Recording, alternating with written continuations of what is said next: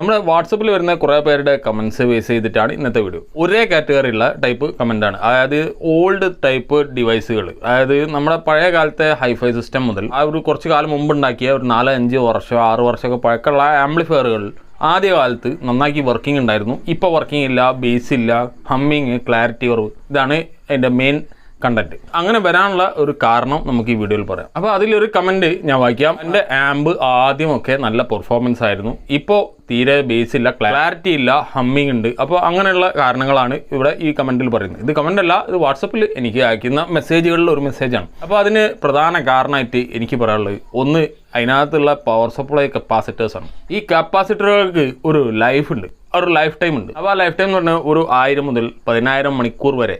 അതായത് ഇത് വാങ്ങി 10000 മണിക്കൂറല്ല, അതായത് ഇത് വർക്ക് ചെയ്യുന്ന ടൈം. ഇപ്പോൾ ഒരു പ്രൊജക്ടറിൻ്റെ ലാമ്പ് പവർ എന്ന് പറയുന്നത് എന്താ, അപ്പോൾ അതിൻ്റെ ആ ലാമ്പ് എത്ര മണിക്കൂർ വർക്ക് ചെയ്തു അത്രയും മണിക്കൂർ കൊണ്ട് അതിൻ്റെ ലൈഫ് കുറഞ്ഞു വരും. അതുപോലെ തന്നെ ഇതിന് 1000 hours അതിൻ്റെ ലൈഫ് ടൈം പറയുകയാണെങ്കിൽ അത്രയും മണിക്കൂർ ഇത് വർക്ക് ചെയ്യുന്നുണ്ടെങ്കിൽ എത്ര അതിൻ്റെ നല്ല മാക്സിമത്തിൽ അതിൻ്റെ ഫുൾ ഉപയോഗം അത്രയും മണിക്കൂർ അത് വർക്ക് ചെയ്തിട്ടുണ്ടെങ്കിൽ അത്രയും മണിക്കൂറുകൾ തന്നെ അതിന് ആയുസുള്ളൂ. അതുകൊണ്ട് തന്നെ അതിനകത്തുള്ള കെമിക്കൽ ഇലക്ട്രോലൈറ്റ് ഡ്രൈ ആവും. അതാണ് ഇതിൻ്റെ ഒരു കാരണം. അപ്പോൾ ഇത് മാറ്റുക എന്നുള്ളതാണ് പറഞ്ഞു വരുന്നത്. ഈ കപ്പാസിറ്റേഴ്സ് മാറ്റുക, മെയിൻ ഫിൽറ്റർ കപ്പാസിറ്റേഴ്സ് മാറ്റുക. അതിനകത്ത് ഈ പവർ പാത്തിൽ, അതായത് പവർ സപ്ലൈ റൺ ചെയ്യുന്ന പാത്തിലുള്ള ബോർഡിലുള്ള കപ്പാസിറ്റേഴ്സ് മാറ്റുക. മെയിനായിട്ടും ചെയ്യേണ്ടത് തന്നെ മെയിൻ ഫിൽറ്ററുകൾ നിർബന്ധമായിട്ടും മാറ്റുക. പഴയ ടൈപ്പ് ഡിവൈസുകളിൽ ഒരു 5 വർഷം 6 വർഷമൊക്കെ ആയാൽ തന്നെ ഈ പറഞ്ഞ ലൈഫൊക്കെ കഴിഞ്ഞു പോയിട്ടുണ്ടാവും. നമ്മളെ പോലത്തെ ആളുകൾ ഉപയോഗിക്കുകയാണെങ്കിൽ വല്ലപ്പോഴൊക്കെ ആഴ്ചയിൽ 1-2 പ്രാവശ്യം ഓണാക്കുന്നവർക്കൊക്കെ അത് 15 വർഷം 20 വർഷമൊക്കെ കൂളായിട്ട് ഉപയോഗിക്കുക. എൻ്റെ ഒരു സ്വഭാവം വെച്ചിട്ട് രാവിലെ മുതൽ രാത്രി വരെ ഇത് പ്ലേ ചെയ്യുന്ന ഒരു ഡിവൈസിൽ